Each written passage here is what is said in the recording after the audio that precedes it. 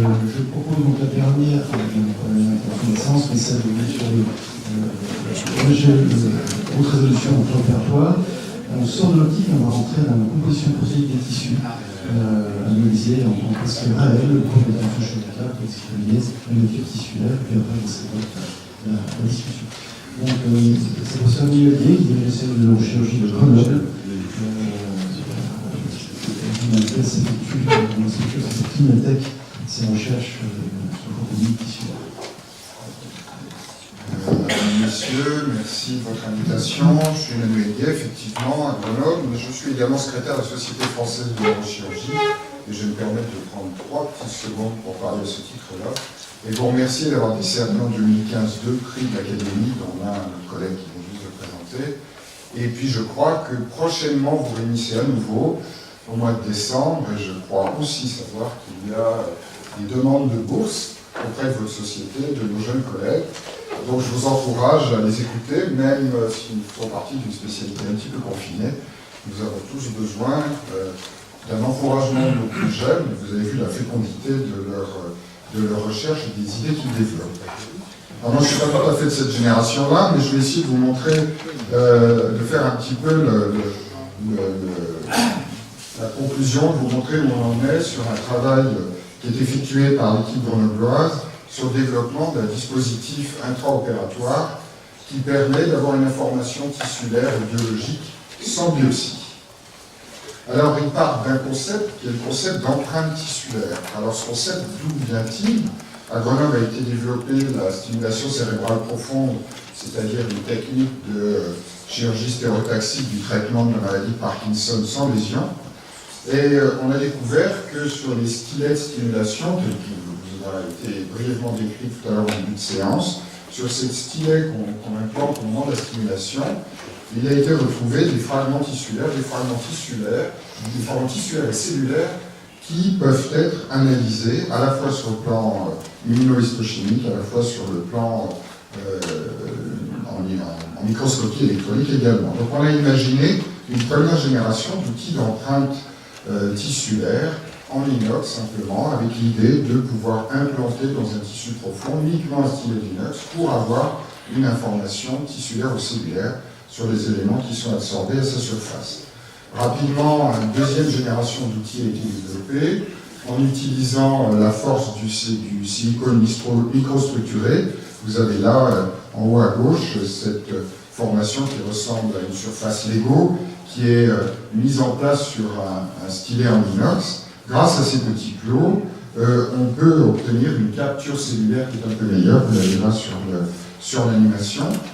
Ajouter à cela, une chimie de surface permet également d'absorber beaucoup plus encore des structures moléculaires qui peuvent être intéressantes. Voilà cette deuxième génération d'implants adaptés éventuellement à une analyse intraopératoire.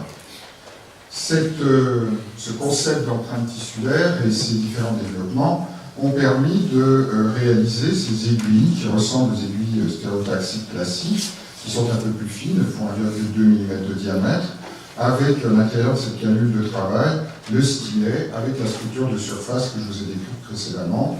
Après implantation dans le tissu que l'on veut explorer, on ouvre la fenêtre, on met en contact le tissu dans lequel le stylet est introduit avec la surface, et les cellules ou les molécules absorbées sont ensuite analysées.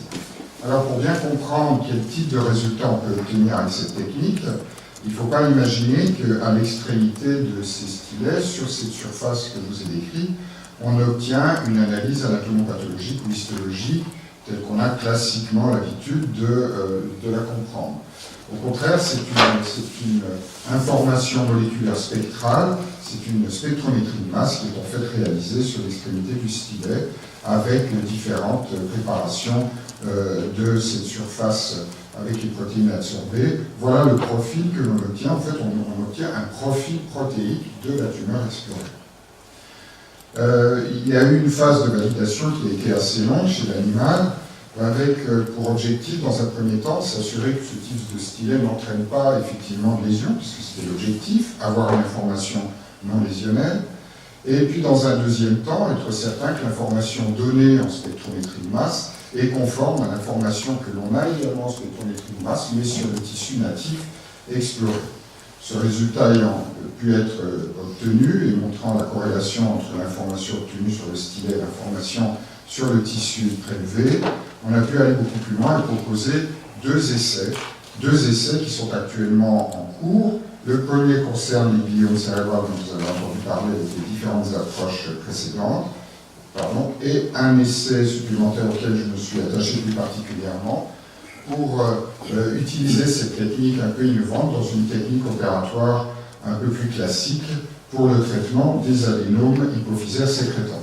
Il faut savoir que pour ces deux types d'essais, l'objectif n'est pas du tout le même, je vais vous l'expliquer, mais par contre, le paradigme initial propre est que cet outil permet d'avoir un profil protéique du tissu exploré, et surtout, il permet d'avoir une analyse quasiment instantanée, puisque pour avoir une spectrométrie de masse au bout de l'outil, il suffit de 15 à 20 minutes.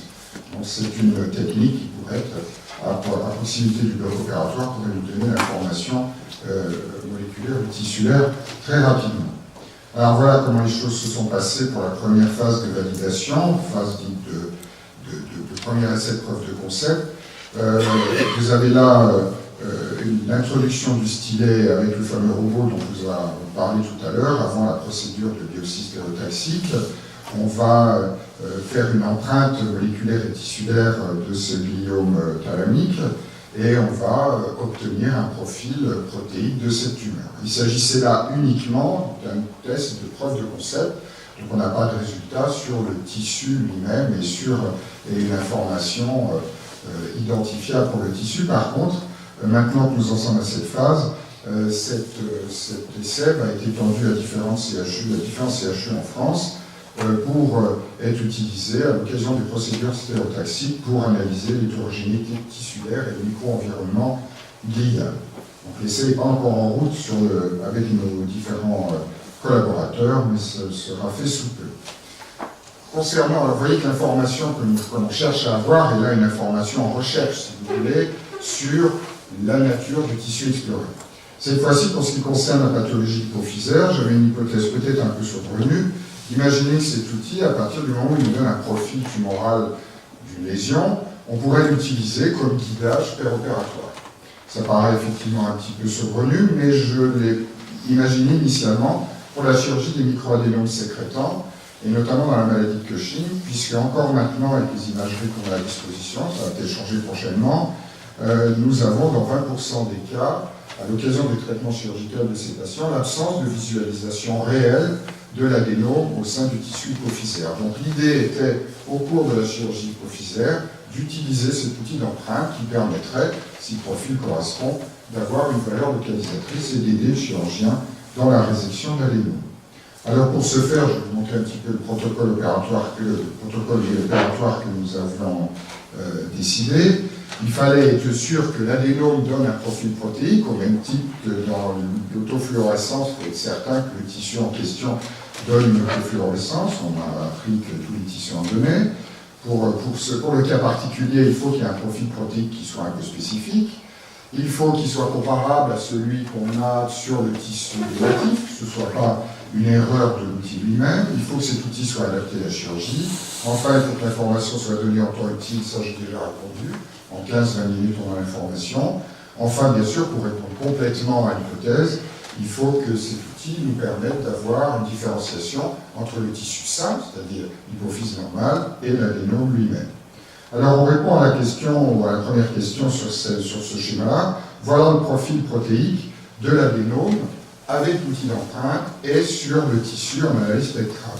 Alors, on a un profil tissulaire sur différents masses moléculaires qui sont ici en abscisse, et on peut repérer ce grand pic ici à 4500 qui correspond au poids moléculaire de l'ACTH, puisque l'adénome corticotrope, c'est un excès de sécrétion de l'ACTH. Donc, bien heureusement, on a ce résultat qui, bien heureusement, est concordant, mais il est concordant également entre ce que l'on obtient sur l'empreinte et ce que l'on obtient sur le tissu natif. Ensuite, comment on fait au bloc opératoire? Cet outil est passé par toutes les phases réglementaires pour pouvoir l'amener au bloc opératoire. On l'a adapté, parce que la fenêtre d'ouverture pour vidéo est plus large que pour l'hypophyse. Pour l'hypophyse, elle fait 4 mm. Et on implante au cours de l'intervention chirurgicale, dans différents endroits de la région hypophysaire. On opère maintenant les adénomes de l'hypophyse par voie nasale, naso-sténoïdale endoscopique. Maintenant, on ne fait plus d'abord pour ceux qui connaissent bien et qui ont connu des techniques différentes. Là, on utilise maintenant des techniques exclusivement endoscopiques. À l'occasion de cette endoscopie, on va donc implanter ces aiguilles de capture moléculaire dans différents endroits de la glande hypophysaire, à droite, au milieu, à gauche. Vous avez l'outil là qui est en phase, qui va jusqu'à l'endroit désiré. On a essayé de mettre en corrélation tout cela avec les techniques d'imagerie péropératoire. On a eu pas mal de difficultés pour des raisons techniques, mais à la limite, l'information, on l'a sous les yeux, donc il suffit de savoir où on a implanté l'aiguille. Ensuite, il s'est agi de voir si, effectivement, l'information donnée pouvait être localisatrice. Donc là, il y a tout un travail, je ne vais pas détailler tout cela, d'analyse de différents profils spectrales des adénomes hypophysaires. Ça, c'est tout un travail qui est fait avec les anatomopathologistes. Et enfin, voici les premiers résultats qu'on a pu obtenir de profils protéiques avec uniquement cet outil d'empreinte. Il n'y a pas de biopsie, hein, c'est simplement on introduit l'aiguille, on sort l'aiguille, on analyse et on a ce spectre. Le spectre de l'adénome en haut et le spectre du tissu sain en bas.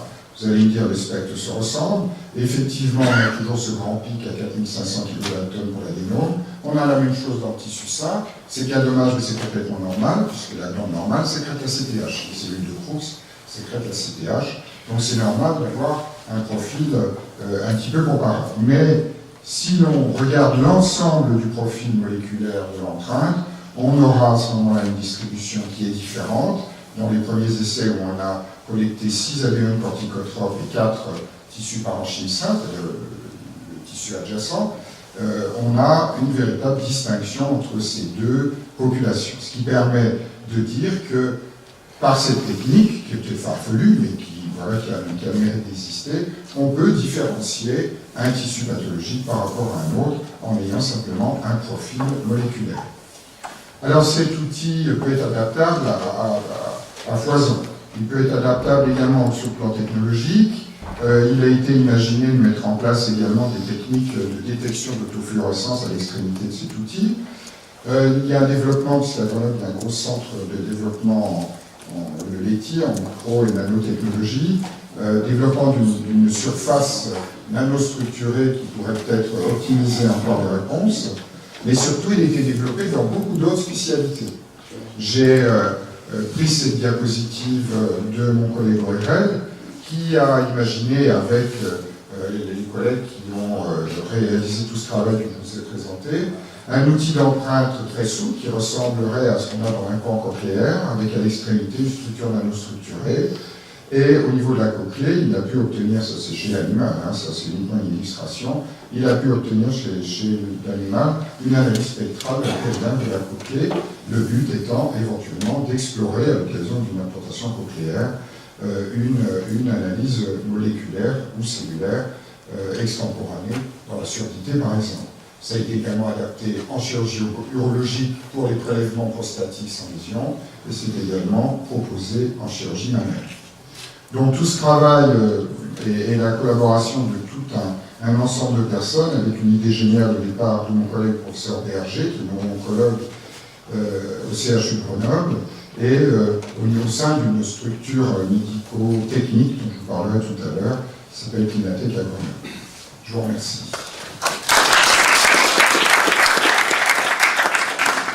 Merci Emmanuel. J'ouvre la discussion sur ces techniques microscopiques intraopératoires des tissus tissulaires.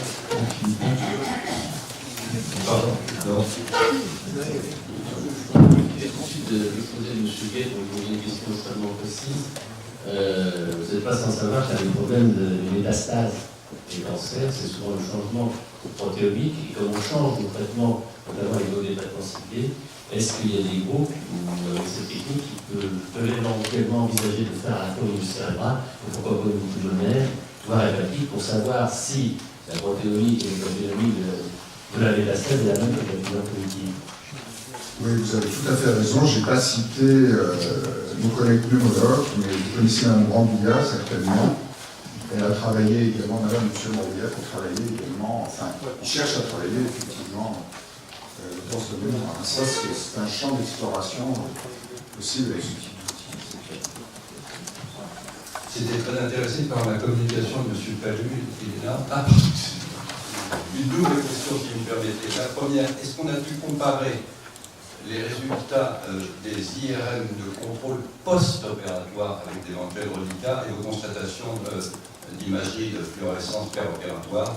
Et la deuxième, qui est très courte, est-ce qu'on a complètement abandonné les techniques de photothérapie? Alors, pour la première question, il y a eu des études qui ont été faites effectivement sur les corrélats entre l'utilisation de la fluorescence et l'imagerie post-opératoire, et notamment sur le reliquat, est-ce qu'il y avait ou pas de la fluorescence. Ça a été, dans les publications précédentes, rarement étudié, mais nous avons un essai porté par une neurochirurgienne qui s'appelle RESEC, qui vient d'être clôturé, où on a effectivement réalisé, après, avec ces techniques de fluorescence, où l'application de la fluorescence versus placebo a été randomisée, on a fait des prélèvements de berge avec des localisations anatomiques qui seront très précisément corrélées justement à l'analyse anatomopathologique et à la présence ou non d'un reliquat tumoral. Effectivement, on aura des réponses précises là-dessus.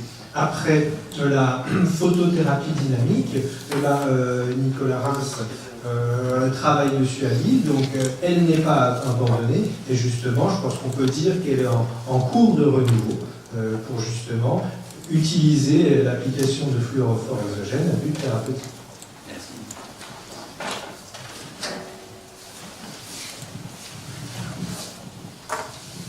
Puisqu'on arrive à faire s'accumuler dans les cellules gliales pathologiques la protoporphyrine 9, a-t-on imaginé d'y amener une substance thérapeutique?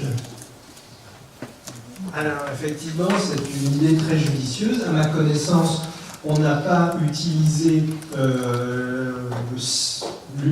la capacité des cellules tumorales à capter l'acide 5-aminolevulinique pour y accrocher une substance active, mais par contre, on utilise de façon un peu indirecte, c'est cette accumulation de protoporphyrine 9 pour rendre la cellule plus sensible à des thérapies photodynamiques. Mais effectivement, l'adjonction d'une molécule thérapeutique pénétrant la cellule n'a pas été faite avec cette modalité.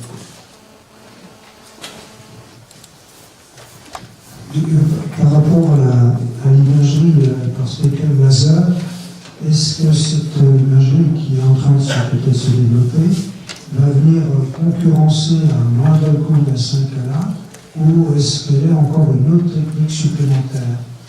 Qu'en pensez-vous? Et puis peut-être une deuxième question de Olivier. Quand il utilise ces lames, est-ce que il met directement dans le spectroglas pour l'analyse, et est-ce qu'il utilise l'IRM pour savoir où il est? Pour l'imagerie spectrale laser et la fluorescence, c'est vraiment deux choses qui sont séparées, qui peuvent être complémentaires. Le spectral laser, c'est vraiment purement une imagerie fonctionnelle qui va nous permettre d'évaluer le débit sanguin cérébral local et ses variations au cours du temps. Et on ne va pas avoir d'informations sur les caractéristiques tissulaires, informations qu'on peut avoir effectivement en fluorescence, qui elle ne donnera pas d'informations sur la respiration. Pour la question que tu posais, Joël, effectivement, on peut mettre la barrette directement dans le spectromètre. Bon, il faut quand même qu'il y ait un lavage, hein. Enfin, ils font ça un petit peu avant, ils lavent un peu la barrette avant, il y a une chimie de surface à faire encore une fois. Ensuite, pour la deuxième question, j'ai essayé effectivement, pour la pathologie hypophysaire, d'utiliser l'IRM comparatif, surtout qu'on a fait ces essais dans une structure où on a une IRM intraopératoire recherche. Donc j'ai essayé de le faire, mais en fait c'est un intérêt assez limité, parce qu'en fait c'est des visus. On est face à la glande, on veut savoir si c'est à gauche, à droite, donc finalement si j'ai implanté à droite, à gauche, c'est ça l'information. Bon après, pour tout ce qui est implantation dans d'autres organes, ce sont des techniques stéréotaxiques. Enfin, au niveau cérébral, effectivement, c'est une technique stéréotaxique, évidemment. Mais au niveau prostatique, aussi, enfin bon, quand il y a le repérage par l'image, l'échographie est possible, quelle que soit la spécialité.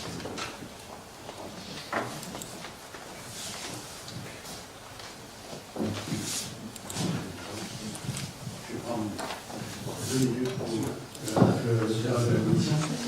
Alors, vous me répondez si vous pouvez rester ou pas. Bernard Lebel. Jean-Louis Jost. Bernard Delettre.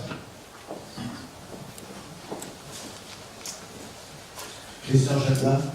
Tu peux rester. Patrick Lefloc. Oui. Une demi-heure, ouais. J'en suis à 4, il en faut encore 1. Jacques Barbier. Non. Henri Coudal, il pense que oui. Alors, Henri Coudal, Patrick Lefloc, Bernard Delettre, Bernard Lebel, Jean-Louis Jost et